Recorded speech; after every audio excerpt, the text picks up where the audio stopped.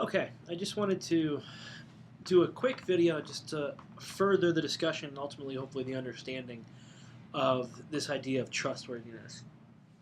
This is something that's discussed in all of the readings for this week and obviously in the lecture as well, and it's something that's of critical importance to qualitative research. We want to be able to trust the study and its methods. We want to be able to trust the data, and then ultimately trust the findings or the interpretations of that data.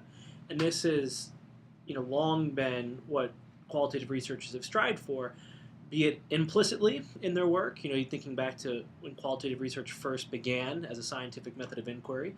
Those values of being open and being true to the data really drove the science.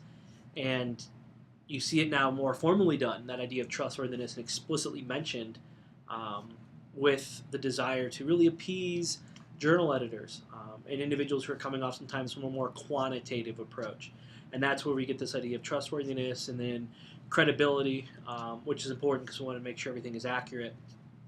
The idea of transferability or generalizability, and then lastly, this idea of dependability as well, meaning, are these results believable? Did the actual process result in inaccurate results?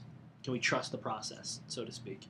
And these are all important things. And again, there's been so much written about this that it's easy to get confused. And even amongst the readings I gave you this week, between the Pitney and Parker article, between the Mallow article, and between the Creswell article, they're all inherently talking about the same things, but just taking a little bit different approach to do it. And I wanted to specifically go to the Creswell article because I think the table they have there, and that's why I have the screen up for this short video as opposed to just me, is so I really did want to talk about that table because I think this table really helps us understand how researchers go about trying to increase overall trustworthiness or validity. That's what you see here, the validity procedures and then qualitative lens and paradigm assumptions. So validity, trustworthiness here we're using almost as synonyms. The different methods that researchers can go to increase that, and then why they might choose different methods to do so. So what's nice about this table is it's looking at a couple different components. So on the very top, so the first, the top row, so to speak, the labels of the columns there, those are different paradigms that researchers might, come from in terms of their own training, but they're also different paradigms that you may consider as a researcher to try to appease. Okay, so the first one is positivist or a systematic paradigm. Okay, post-positivist, I should say. And again, that's what we talked about last quarter, really aligning with quantitative research. This idea that there is a singular truth and it is knowable. And then we have constructivist paradigm, which really is a qualitative paradigm. The idea of a subjective truth. And then last we have the critical paradigm or transformative paradigm. And individuals coming from that perspective or that paradigm are trying to bring about change. So if we consider any of those paradigms, again, either from the lens of the actual researcher themselves, right, or the authors of the study, or whom they are trying to appease, or whom they are trying to get to understand and believe that their study is valid, then we can look at the different methods below based on the different components of the research. So the lens of the researcher, okay, so that row, all of those things, depending whether it's post-positivist, constructivist, or critical, those are ways to increase the validity of the researcher, okay, and how they were involved and how they came to develop and understand and ultimately then compose the results. The lens of the study participants, you can think that of just the data itself. Okay, so we're thinking through the lens of the study participants. Was their data accurate? Was it believable? Was it collected in a method that led to true description of their experience? And then lastly, the lens of the people external to the study, such as reviewers and readers. So if we're trying to think of those individuals who are reading the study to make their own decisions about it, we then can look across the different paradigms as well. So again, I think this table helps kind of talk about 9 different approaches you can take depending on the paradigm you're looking at and the individual within the study, researcher, participants, or the individual's external. So if you look in the first kind of quadrant, so to speak, and I'll try to highlight it here, triangulation, right? So triangulation, again, is literally what it says, where you're taking your data point that you've collected here, that's this angle of the triangle, you're saying it equals this top angle, right? Those are your results, what you found.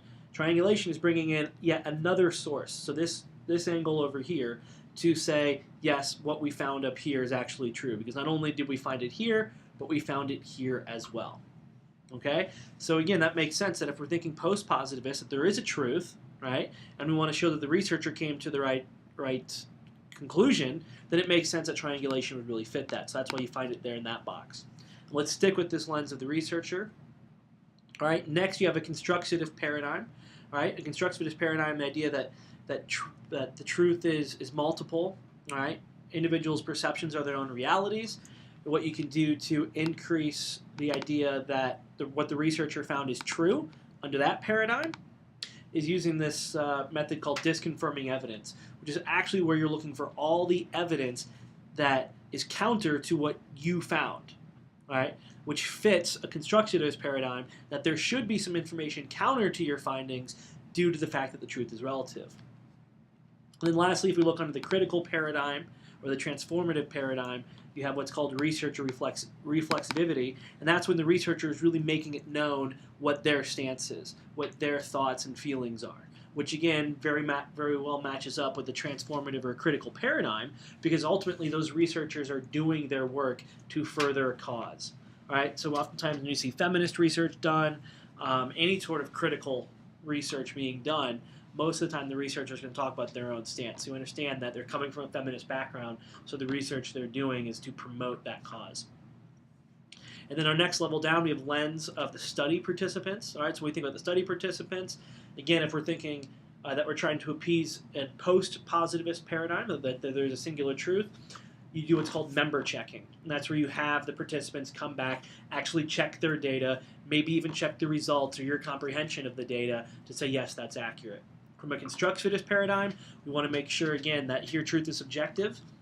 All right, if I'm going from that paradigm, I want to make sure that those findings are true and they accurately reflect the subjectivity of the participants.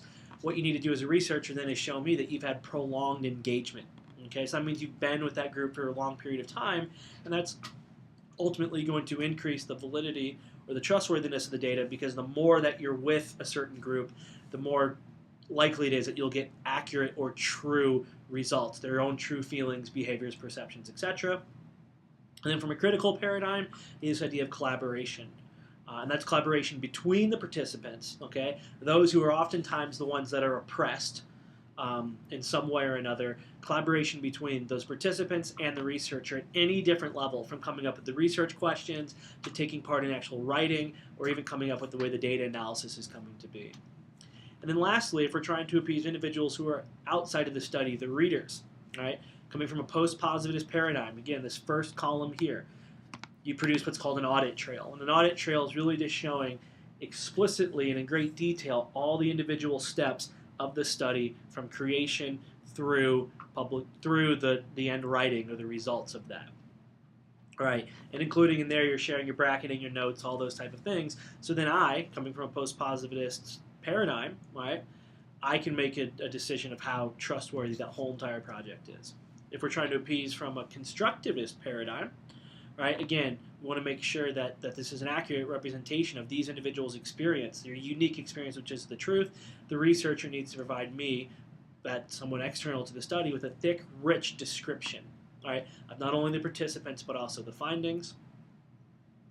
And then lastly, from a critical paradigm, you have what's called peer debriefing. And that's where you're working within a research team and you're debriefing each other throughout how you're getting ultimately to your results. Okay, so again, we have a team who's trying to further a cause. They're working together to make sure what they're coming up with is accurate.